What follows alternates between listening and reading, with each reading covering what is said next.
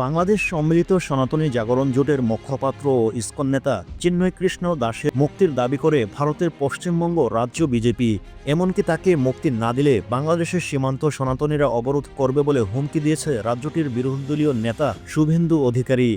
একই সঙ্গে কলকাতায় বাংলাদেশের ডেপুটি হাইকমিশনের সামনে বিক্ষোভের হুমকি দিয়েছেন তিনি।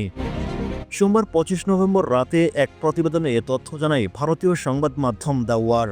সোমবার বিকেল 4টার দিকে বাংলাদেশ সনাতন জাগরণ মঞ্চের মুখপাত্র চট্টগ্রাম পুরমভিক্ষামের অধ্যক্ষ চিন্ময় কৃষ্ণ দাস ব্রহ্মচারীকে রাজধানীর বিমানবন্দর এলাকা থেকে হেফাজতে নেয় ঢাকা মহানগর গোয়েন্দা পুলিশ। পরে ইসকনের নেতা চিন্ময় কৃষ্ণ দাসের গ্রেপ্তার নিয়ে উদ্বেগ প্রকাশ করে সোমবার রাতে বিজেপি নেতা শুভেন্দু অধিকারী সাংবাদিকদের কাছে দাবি করেন, বাংলাদেশের অন্তর্বর্তী সরকার হিন্দুদের উপর অত্যাচার করছে, এমনকি বাংলাদেশে হিন্দুদের অস্তিত্ব রক্ষায় নেতা চিন্ময় কৃষ্ণ প্রভুকে ইউনূস সরকার গ্রেপ্তার করে। শুভেন্দু আরও জানান, সোমবার রাতের মধ্যে চিন্ময় কৃষ্ণ প্রভুকে মুক্তি না দিলে আগামীকাল থেকে সীমান্তে সনাতনীরা অবরোধ করবে। ভারত থেকে পশ্চিমবঙ্গ দিয়ে কোনো পরিষেবা বাংলাদেশে ঢুকতে দেবে না তারা। একই সঙ্গে কলকাতায় অবস্থিত বাংলাদেশের ডেপুটি হাইকমিশনের অফিস টানা ঘেরাও অবস্থানের কর্মসূচি দেন পশ্চিমবঙ্গের রাজ্যের এই বিরোধী দলনেতা।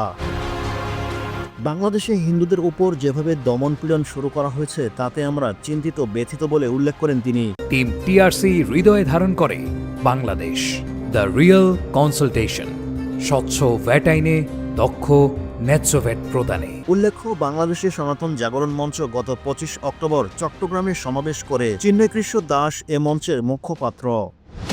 চিন্ময় কৃষ্ণ দাসের বিরুদ্ধে অভিযোগ তিনি জাতীয় পতাকা অবমাননা করেছেন। এরপর গত 30 অক্টোবর চিন্ময় দাস সহ 19 জনের বিরুদ্ধে মামলা দায়ের করা হয়।